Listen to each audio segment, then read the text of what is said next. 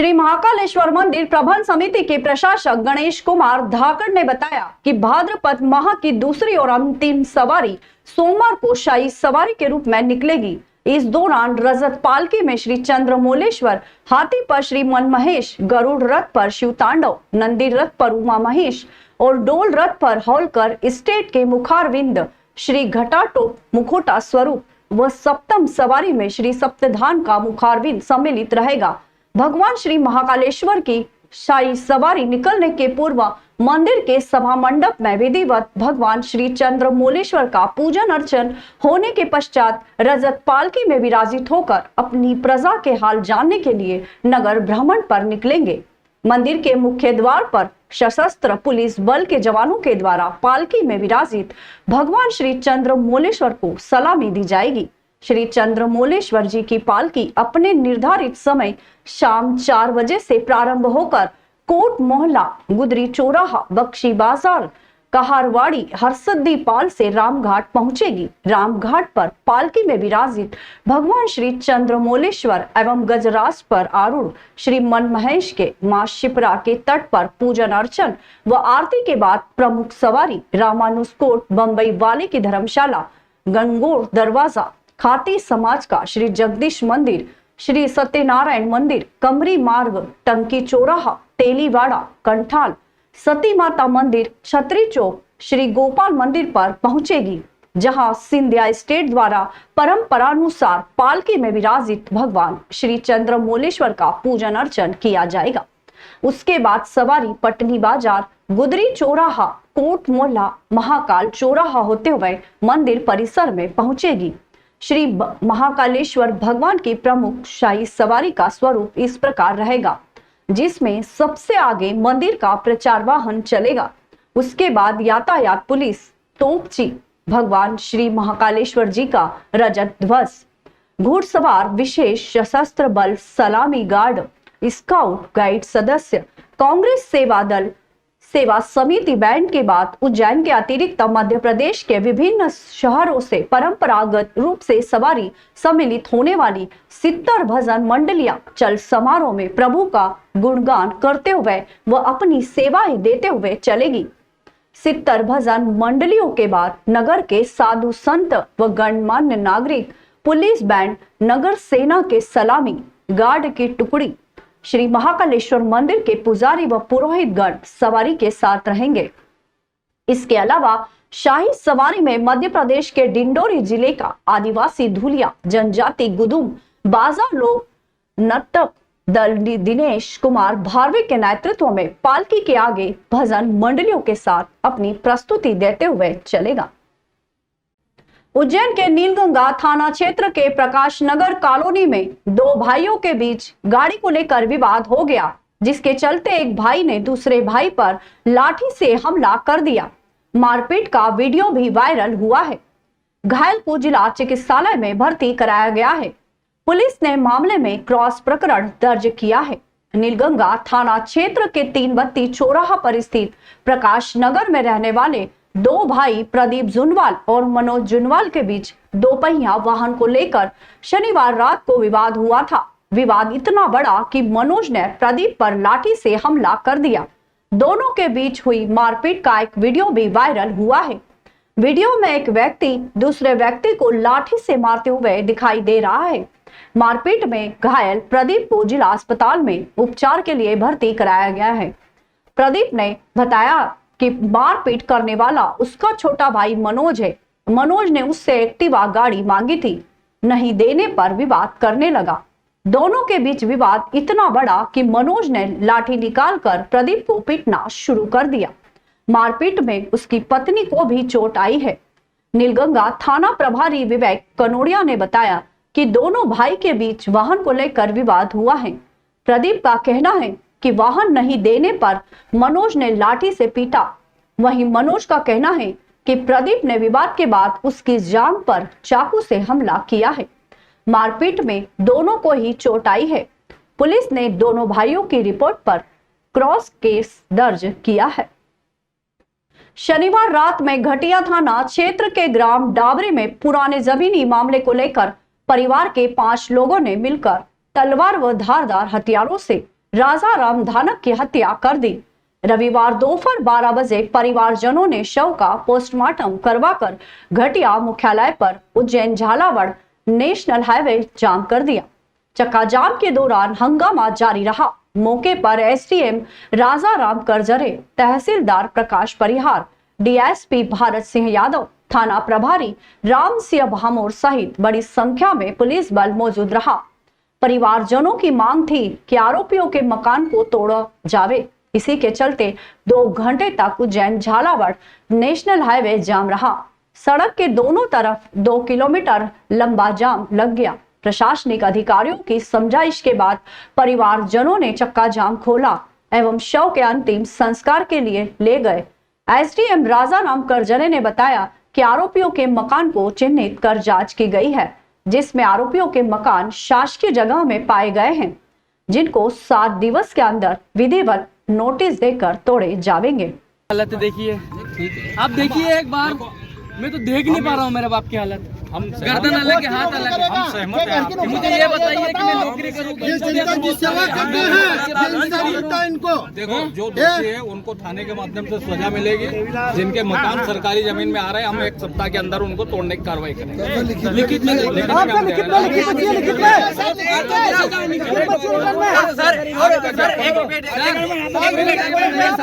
परिवार की जिम्मेदारी भी आपकी रहेगी, हमारी रहेगी। बच्चे को घर में से ये मैं कल ही छुट्टी आ रहा था, मेरे को लेने आने वाले थे बेचारे। क्या काम करते हैं? मैं इंडियन आर्मी में सर्विस करता हूँ। मेरा परिवार सेफ्टी में नहीं है इधर। जब मेरा परिवार सेफ्टी में तो मैं क्या सेवा करूँगा देश की। मेरे पापा को 5 आदमी ने तलवारों से काट के गर्दन अलग कर दी, उनके हाथ अलग कर दिए हैं। क्या मांग है आपकी? मेरी मांग है कि मुझे इंसाफ दिया जाए, जितने भी मारने वाले थाने में किया जाए और उनके घर तोड़े जाए। जब उनके घर टूटेंगे तभी मैं मेरे पिताजी का अंतिम संस्कार करूंगा, तब तक नहीं करूंगा। भले लाश सड़ जाएगी, चलेगा मैं रोड पे। क्या कारण था विवाद का? विवाद का पुरानी रंजिश थी, बाकी कोई वो नहीं था। पुरानी रंजिश के कारण इन्होंने किया, और जब तक ये नहीं करेंगे मैं मेरे पिताजी का अंतिम संस्कार नहीं करूंगा। रोड पे ही रहूंगा, भले सारी पब्लिक चली जाएगी, मैं अकेला सोता रहूंगा मेरे पिताजी के पास में। अभी प्रशासन ने क्या आश्वासन दिया? बस प्रशासन ने आश्वासन दिया कि काम हो रहा है, आपका हो जाएगा, प्रोसेस चल रहा है। लेकिन मुझे प्रोसेस से मतलब नहीं है, मुझे अभी चाहिए, मुझे आश्वासन नहीं चाहिए, मुझे काम चाहिए, आश्वासन नहीं चाहिए। जब तक मैं जो मांग कर रहा हूँ, मेरी मांग पूरी नहीं होगी, मैं यहाँ से नहीं जाऊँगा। डाबरी में कल एक दुर्घटना हुई थी, पारिवारिक विवाद हुआ था, जिसमें राजाराम धानक की मृत्यु हो गई थी। हथियारों से इन पे हमला हुआ था। जो हमलावर थे उनके परिवार के सदस्य थे, 5 व्यक्ति हैं। और जो मृतक है, इनके परिवार वाले चाहते हैं कि उनके जो मकान है उनको तोड़ा जाए और दंडित किया जाए और उनकी आरोपियों की गिरफ्तारी की जाए। इसी बात को लेकर के रोड पे चक्का जाम किया था। तो उन्हें हमारे द्वारा आश्वासन दिया गया है कि 1 सप्ताह के अंदर हम, यदि शासकीय भूमि पर इनका अतिक्रमण पाया जाता है तो कार्रवाई करेंगे। सर क्या क्या नाम थे, कौन थे ये जिनने अतिक्रमणकर्ताओं में 5 हैं। बबलू पिता कालू, प्रहलाद पिता गणपत, मुकेश पिता रामचंद, मोहन पिता गणपत, रामचंद पिता गणपत। इन पर किस तरह की कार्रवाई कब तक? इनको हमने चिन्हित कर लिया है। प्रारंभिक तौर पर इनके मकान शासकीय भूमि पर पाए जा रहे हैं। इनको सूचना पत्र देकर के विधिवत आदेश पारित करके हटाने की कार्रवाई करेंगे। श्री महाकालेश्वर मंदिर समिति को महाकाल मंदिर के विकास कार्यों के लिए गुजरात के सूरत शहर में रहने वाले नरेंद्र चौहान ने 2,51,000 की राशि का चेक प्रदान किया है। वहीं एक अन्य भक्त ने भगवान महाकाल के लिए रजत मुकुट सहित अन्य सामग्री भेंट की। महाकाल मंदिर का विकास कार्य लगातार जारी है, जिसके अंतर्गत पहले और दूसरे फेज में महाकाल मंदिर का विस्तार करते हुए महाकाल लोक का निर्माण किया गया। महाकाल लोक के निर्माण के बाद बाबा महाकाल के दर्शनों के लिए देश विदेश से लाखों की संख्या में भक्तजन प्रतिदिन पहुंच रहे हैं। साथ ही बाबा महाकाल के दर्शन के लिए आने वाले भक्तजन बड़ी मात्रा में महाकाल मंदिर समिति को लाखों रुपए की राशि विकास कार्य के लिए दान कर रहे हैं। इसी क्रम में आज भी श्री महाकालेश्वर मंदिर समिति को गुजरात के सूरत के नरेंद्र चौहान द्वारा यश पुजारी की प्रेरणा से श्री महाकालेश्वर मंदिर में चल रहे विकास कार्य के लिए रुपए 2,22,222 की राशि का चेक प्रदान किया गया।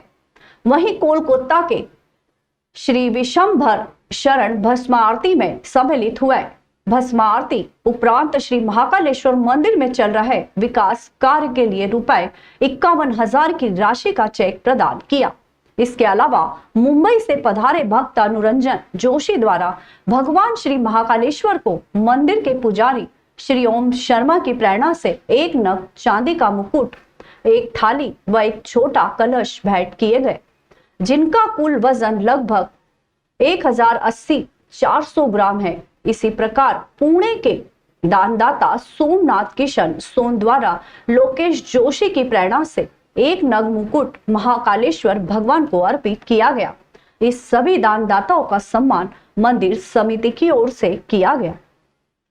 उज्जैन सहित आसपास के शहरी व ग्रामीण क्षेत्र में झमाझम बारिश होने से गंभीर डैम में 2250 MCFT पानी आने पर परंपरा का निर्वहन करने के लिए रविवार को महापौर मुकेश टटवाल, सभापति कलावती यादव, जल कार्य प्रभारी प्रकाश शर्मा, नगर निगम कमिश्नर आशीष पाठक समेत पार्षद और निगम अधिकारी द्वारा भगवान बिल्केश्वर का पूजन अर्चन किया। इसके बाद गंभीर डैम के जलाशय का पूजन किया गया। इस अवसर पर महापौर ने कहा कि भगवान की कृपा से गंभीर में पर्याप्त पानी आ गया है। शीघ्र ही अफसर के साथ मिलकर समीक्षा की जाएगी। इसके बाद शहरवासियों को प्रतिदिन जल प्रदाय करने पर फैसला लिया जाएगा। गंभीर बांध अपनी पूर्ण क्षमता के साथ लबालब होने पर रविवार को विधायक सतीश मालवीय, महापौर मुकेश टटवाल, निगमाध्यक्ष कलावती यादव, निगम आयुक्त आशीष पाठक, जल कार्य समिति प्रभारी प्रकाश शर्मा, जनप्रतिनिधियों द्वारा गंभीर बाढ़ स्थित बिल्केश्वर महादेव का पूजन अर्चन आरती करते हुए धन्यवाद ज्ञापित किया गया एवं गंभीर नदी पर चुनरी अर्पित करते हुए आरती की गई। नियमित जल प्रदाय है उस पर हम विचार करेंगे और एक बार हमारा आकलन करना आवश्यक है। हमारी जो दो हमारे WTP है, एक हमारा 80 MLD का हमारा जो गौघाट में सेटअप है और 60 MLD का हमारा सेटअप है अम्बोदिया में। दोनों की एक बार हम कैपेसिटी देखेंगे और हमारा जो जल अभी स्तर हो गया 122 MLD की जो हमारी सप्लाई का स्टेटस आ गया, उसका आकलन करके इस पर निर्णय लेंगे। क्या रहा बाबा महाकालेश्वर की असीम कृपा से, भगवान बिल्केश्वर महादेव के आशीर्वाद से आज हमारे उज्जैन वासियों के लिए खुशखबरी की बात है कि हमारा जो गंभीर डैम है वो लबालब भरा गया है। पूरी क्षमता के साथ भरने के बाद हमने 2 गेट भी यहाँ पे खोले हैं ताकि डैम का लेवल बराबर बना रहे। तो आज हमने बाबा का पूजन अर्चन कर माँ गंभीर की आराधना करके हमने प्रार्थना की है कि इसी प्रकार से सभी उनका आशीर्वाद हमारे उज्जैन वासियों पर, देशवासियों, प्रदेशवासियों पर। बगड़ी हनुमान चट्टी पर चल रहे अखंड रामचरित मानस पाठ का शनिवार को कन्या पूजन और हवन पूजन के साथ समापन हुआ। इसके बाद विशाल भंडारे का आयोजन किया गया, जिसमें आसपास के गांवों के सहित अन्य जगहों के श्रद्धालु पहुंचे और प्रसाद ग्रहण किया। 7 विधि विधान से पूजा अर्चना कर हवन का कार्य संपन्न कराया। हवन से संपूर्ण वातावरण भक्तिमय हो उठा। महाप्रसाद ग्रहण करने को लेकर भी श्रद्धालुओं की भीड़ अच्छी खासी देखी गई। इस भंडारे में समरसता झलक रही थी। भंडारा में श्रद्धालुओं को महाप्रसाद के रूप में खीर पूरी सब्जी का महाभोग परोसा गया। दोपहर 3 बजे से शुरू हुआ भंडारा देर शाम तक चलता रहा।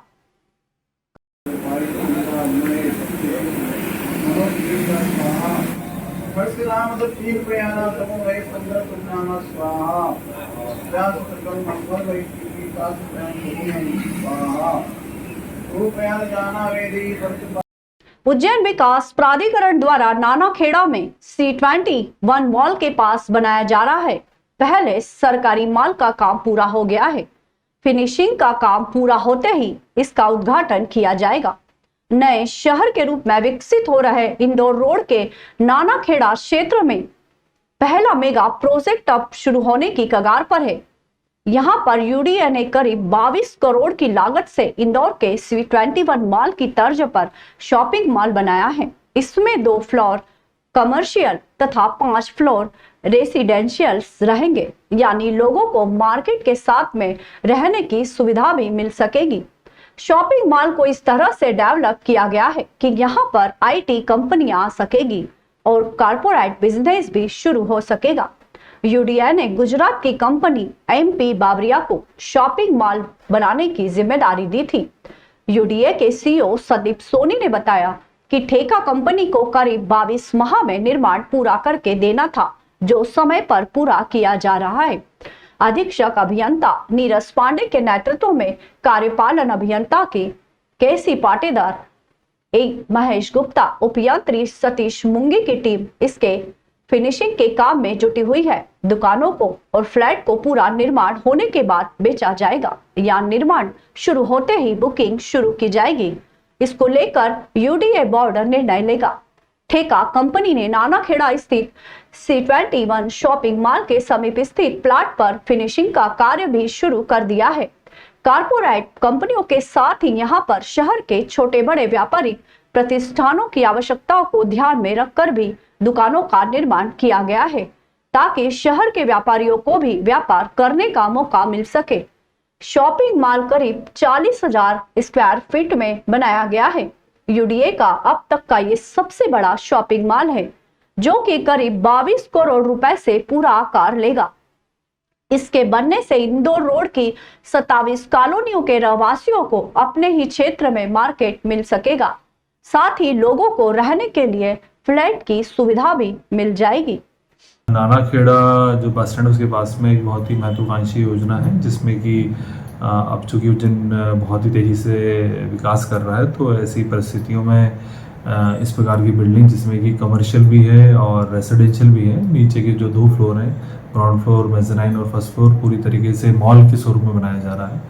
ये पूरी बिल्डिंग का हमारा स्ट्रक्चर कंप्लीट हो चुका है, बस फिनिशिंग कार्य चल रहा है और हमारा टारगेट है कि इस पूरी बिल्डिंग को लगभग सितंबर एंड तक कंप्लीट किया जाए और उसके पश्चात लोकार्पण के पश्चात आम जनता के लिए उसको वेन किया जाएगा। उच्च माध्यमिक शिक्षक भर्ती 2023 के चयनित मेरिट होल्डरों ने बाबा महाकाल मंदिर पहुंचकर सद्बुद्धि की गुहार लगाई है। इनकी भर्ती का ये मामला लगातार बढ़ता ही जा रहा है, कहीं थमने का नाम नहीं ले रहा है। पिछले 6 माह से प्रदेश भर के चयनित अपनी नियुक्ति आदेश के प्रतीक्षारत अभ्यर्थियों ने कई मंत्रियों, आयुक्त, सचिव, मुख्यमंत्री से आवेदन, ज्ञापन और निवेदन कर चुके। अंततः उज्जैन, इंदौर, देवास, राजगढ़, शाजापुर, कालापीपल आदि जिलों के चयनितों ने महाकाल मंदिर और मंगलनाथ मंदिर में विधिवत तरीके से पूजन अर्चन कर हवन यज्ञ किया और प्रार्थना की कि सरकार विभाग को नियुक्ति आदेश की सद्बुद्धि दे, ताकि गुरु के पर्व कहे जाने वाले शिक्षक दिवस पर सभी चयनित अपने अपने स्कूलों में पहुंचकर विद्यार्थियों के बीच ससम्मान गौरवान्वित महसूस कर सके। इस भर्ती को 2 साल हो गए हैं, लेकिन अब तक विभाग द्वारा नियुक्ति आदेश जारी नहीं किए गए हैं, जिससे इस भर्ती का भरता बन गया है। वहीं इस सत्र में प्रदेश भर के स्कूल खुले 3 माह हो गए हैं। कई स्कूल 2-4 शिक्षकों के भरोसे चल रहे हैं, तो कई स्कूल शिक्षक विहीन नजर आते हैं, जिसका खामियाजा स्कूली छात्रों को भुगतना पड़ रहा है। विभाग और सरकार के पास 2 एग्जाम क्वालिफाइड चयनित मेरिट होल्डर अभ्यर्थी है, जिनका दस्तावेज सत्यापन 3 माह होने को है। चॉइस फिलिंग हो गई है, तो फिर इन अभ्यर्थियों के नियुक्ति आदेश जारी क्यों नहीं किए जा रहे हैं, ये समझ से परे हैं। संगठन के प्रदेश अध्यक्ष रामचरण कुसुमारिया का कहना है कि DPI के अधिकारी कभी ऊपर के आदेश तो कभी कोर्ट के आदेश की बात कर टाल देते हैं। बाबा महाकाल वर्ष से पूजा याचना करने के लिए हम उपस्थित हुए हैं और हमारी मुख्य मांग है कि सरकार को सद्बुद्धि प्राप्त हो और हमारे नियुक्ति पत्र जल्द से जल्द जारी किए जाएं। यही याचना लेकर हम बाबा महाकालेश्वर के दरबार में यहाँ उपस्थित हुए हैं। और उच्च माध्यमिक वर्ग 1 में चयनित हम सभी अभ्यर्थी 2022 से लगाकर अभी 24 तक जो भर्ती प्रक्रिया चल रही है इसमें लगभग 3 साल से सरकार ने हमें उलझा रखा है और इतनी लंबी प्रक्रिया के बावजूद भी हमारा वेरिफिकेशन जून 2024 में कर लिया गया, किंतु अभी तक हमारा नियुक्ति पत्र जारी नहीं हुआ है। हम लगभग 6 माह से नियुक्ति पत्र हेतु DPI कार्यालय भोपाल, उज्जैन एवं जिले के अनेक जगह पर हम मुख्यमंत्री महोदय से लेकर शिक्षा विभाग के कई मंत्रियों महोदयों विधायकों को ज्ञापन दे चुके हैं, पर किसी भी प्रकार से हमारे नियुक्ति पत्र को लेकर सरकार की तरफ से कोई सकारात्मक रुझान अभी तक नहीं हुआ है। इसीलिए हम आज यहाँ बाबा महाकालेश्वर के दरबार। श्री आनंद वैद्य ने अपने शास्त्रीय गायन का प्रारंभ शुरुआत राग गोरख कल्याण एक ताल में निबद्ध विलंबित रचना आयो दरबार तुमरे करतार से की। उसके पश्चात एक ताल में द्रुत रचना हर हर शिव शंभुनाथ की प्रस्तुति के बाद पुष्टि मार्गी संत परमानंद दास का भजन माई मेरो हरि नागर सोनेह की प्रस्तुति दी। श्री वैद्य ने अपनी प्रस्तुति का समापन संकीर्तन से किया। आपके साथ तबला संगत निशांत शर्मा एवं हारमोनियम पर अतुल साकेत ने संगत दी। द्वितीय प्रस्तुति इंदौर की संस्था मुद्रा कथक नृत्य अकादमी का समूह कथक नृत्य की हुई। संचालिका नृत्याचार्य श्रीमती तनु जाहिर पाठक के नेतृत्व नृत्य निर्देशन में समूह कथक नृत्य की प्रस्तुति में नृत्यांगनों द्वारा सर्वप्रथम शिव वंदना प्रस्तुति की गई। उसके पश्चात ताल धमार में कुछ परन तिहाइयां आदि की प्रस्तुति हुई और भाव अंग में दक्ष यज्ञ की प्रस्तुति होगी, जिसमें नृत्य के बोल कवि तिहाइयों के माध्यम से दक्ष यज्ञ को प्रस्तुत किया गया। हारमोनियम पर रजत सैम, तबले पर मोहित शाक्य, पंडित पर तनु जाहिर पाठक एवं वैश्वी हिर पाठक एवं गोरी हिर पाठक ने संगत दी। प्रस्तुति देने वाले कलाकारों में सानवी हिर पाठक, साक्षी महेश पर्व, सायुजा कुलकर्णी, अनुभवी गुप्ता, मृणाल मोघे एवं प्रथा सोनार ने मंच पर प्रस्तुति दी। श्री महाकालेश्वर प्रबंध समिति द्वारा आयोजित शिव संभवम श्रावण महोत्सव की अंतिम संध्या की अंतिम प्रस्तुति मयूरी शर्मा सक्सेना द्वारा दी जाएगी। कथक में शिव स्तुति भोले शिव भोले, ताल धमार में आमद, तोड़े, परन और रामचरित मानस के कुछ दोहा पर भाव पक्ष प्रस्तुति दी। आपके साथ सितार पर डॉक्टर विनीता महुरकर, गायन पंडित कुलदीप दुबे, तबले पर विनायक शर्मा और हारमोनियम पर रोहित परिहार द्वारा संगत की गई।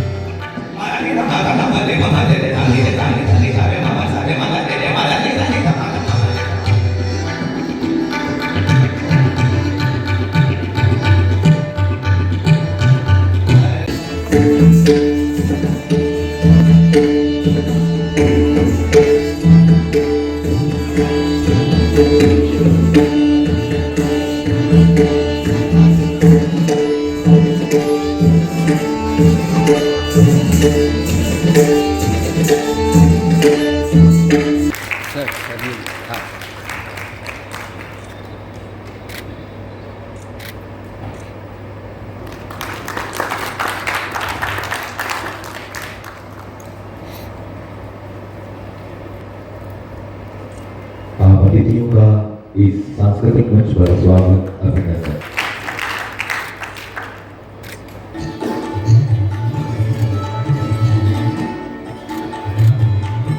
आप संचालिका हैं रजत सेन जी के बाद तबले पर संगतकार हैं श्री मोहित शाक्य। मोहित शाक्य के बाद परंतु पर संगतकार हैं कुमारी वैश्वी हीर पाठक और गौरी हीर पाठक।